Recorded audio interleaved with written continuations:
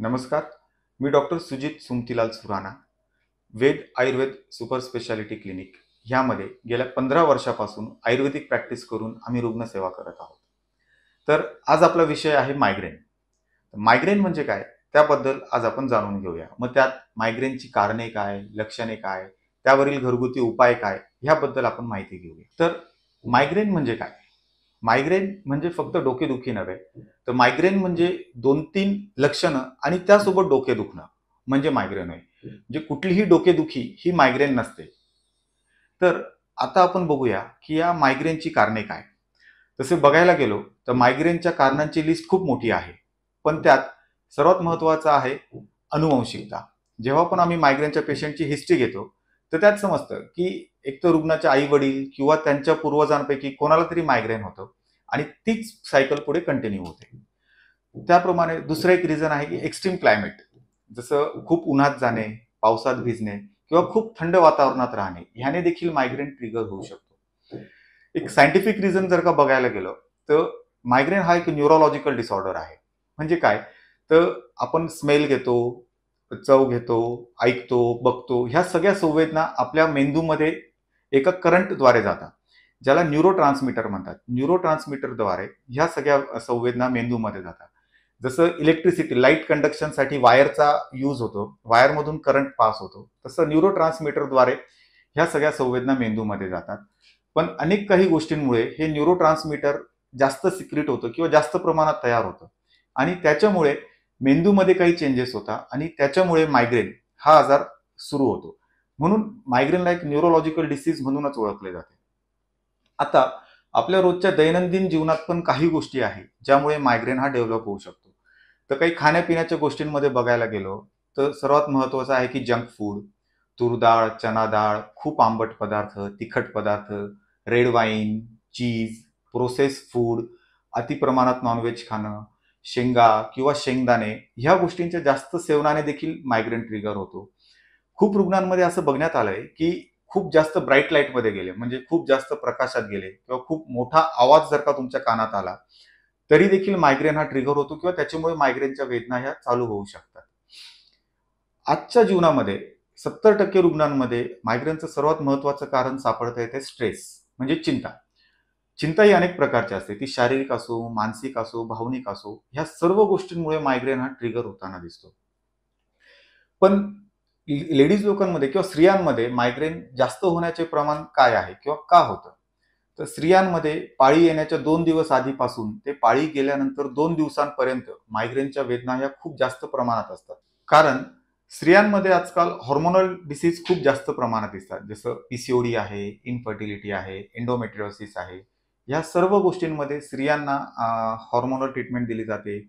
OC pills दिल्या जातात किंवा पिरियड्स लवकर येण्यासाठी किंवा पोस्टपोन करण्यासाठी आपण पाळीच्या गोळ्या घेतो. बऱ्याच स्त्रियांमध्ये एचआरटी म्हणजे हार्मोन रिप्लेसमेंट थेरपी देखील देण्यात येते. या सर्व गोष्टींमध्ये स्त्रियांमध्ये हेडेक व त्यासोबतच मूड स्विंग असो, चिडचिड असो, खूप जास्त प्रमाणात ॲसिडिटी होणे, मान दुखणे, खांदे दुखणे, ही सर्व लक्षणे दिसतात. मग ही सर्व लक्षणे मिळून आपण त्याला मायग्रेन असं हे देतो आणि त्यामुळेच स्त्रियांमध्ये मायग्रेनचं प्रमाण हे खूप जास्त प्रमाणात आहे. तर आता आपण बघूया की अशा मायग्रेनची लक्षणे काय? म्हणजे खूप सारे पेशंट आमच्याकडे काय लक्षणं घेऊन येतात, ते मी तुम्हाला थोडक्यात सांगतो. तर मायग्रेनचं अर्थातच सर्वात महत्त्वाचं लक्षण आहे की डोकेदुखी. पण ही डोकेदुखी मायग्रेनमध्ये खूप मोठ्या प्रमाणात असते. ह्या डोकेदुखीमध्ये त्याची सुरुवात 2 ते 3 तासापासून ते हा मायग्रेन 2 ते 3 दिवसांपर्यंत देखील राहू शकतो.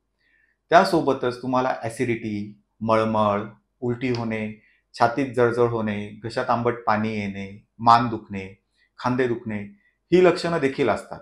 आयुर्वेदामध्ये मायग्रेनला अर्धशिशी असं म्हटलं जाते. कारण की आयुर्वेदाप्रमाणे तुमच्या शरीरातील पित्ताचं प्रमाण वाढणे, मानेतील किंवा मेंदूतील वात वाढणे, त्याचप्रमाणे शरीरात आमसंचिती होणे, म्हणजे काही इनडायजेशनमुळे टॉक्सिन्स शरीरात तयार होतात. त्यामुळे देखील मायग्रेन किंवा अर्धशिशी, ज्याला आम्ही आयुर्वेदामध्ये पित्तज शिरशूल असे म्हणतो. तर असा हा मायग्रेन जो आजार आहे, त्याची तपासणी किंवा त्याचं निदान कसं करावं? तर अनेक रुग्ण विचारतात, की डॉक्टर हे सीटी स्कॅन, एम-आर-आय सगळं करून झालंय, पण निदान होत नाही. तर मायग्रेनचं निदान हे सीटी स्कॅन, एम-आर-आयमधून कधीच होत नाही. तर त्यासाठी तुम्हाला रुग्णाची प्रॉपर हिस्ट्री घ्यावी लागते आणि त्याच्या क्लिनिकल टेस्टवरनं किंवा लक्षणांवरूनच आपल्याला मायग्रेन आहे की नाही हे जाणून घ्यावं लागतं. तर आता आपण वळूया उपचार किंवा ट्रीटमेंट पार्टकडे. आमच्या वेद आयुर्वेदिक क्लिनिकमध्ये गेल्या 15 वर्षात आम्ही शेकडो रुग्णांना मायग्रेनपासून मुक्ती मिळवून दिली आहे.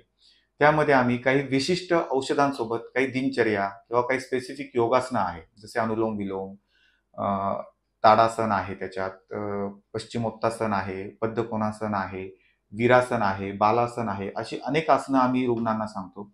त्याचसोबत अश्वगंधा, ब्राह्मी ह्यासारखी अँक्झायटी किंवा स्ट्रेस कमी करणारी औषधं दिली जातात. काही रुग्णांना शरीर शुद्धीचा सल्ला देतो. पण कुठलीही औषधं देताना रुग्णाची प्रकृती आणि त्याच्या डिसीजच्या सिव्हिरिटी म्हणजे गंभीरतेप्रमाणे औषध उपचार हे केले जातात. त्याचप्रमाणे रुग्णांना आम्ही काही घरगुती उपाय देखील सांगतो, ज्यामध्ये व्हॅनिला आईस्क्रीम खाणे, देशी तुपातील जिलेबी खाणे, वेलदोडा चघळणे, तेलात बुडवलेला कापसाचा बोळा कानात ठेवणे, असे अनेक घरगुती उपाय देखील आम्ही रुग्णांना सांगतो, जेणेकरून घरात औषधं नसताना देखील आपण मायग्रेनपासून वेदनांची मुक्ती करू शकतो. मायग्रेनच्या पेशंटमध्ये त्यांनी शक्यतो फ्रेश फ्रुट्स खावे, ताजे अन्न खावे, रोज व्यायाम करावा, स्क्रीन टाईम म्हणजे मोबाईल, लॅपटॉप ह्याच्यापासून शक्यतो जितका आपण कमी वेळ स्क्रीन टाईम फॉलो करू, तेवढा आपल्यासाठी फायदा असणार आहे. झोप 7.5 ते 8 तास रोज झालीच पाहिजे, नाहीतर मायग्रेनचे अटॅक परत ट्रिगर होऊ शकतात. तर आयुर्वेदाप्रमाणे आपण मायग्रेनपासून नक्कीच मुक्ती मिळवू शकतो.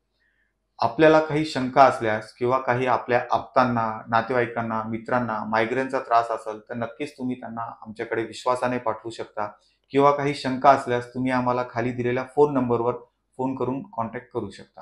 Thank you.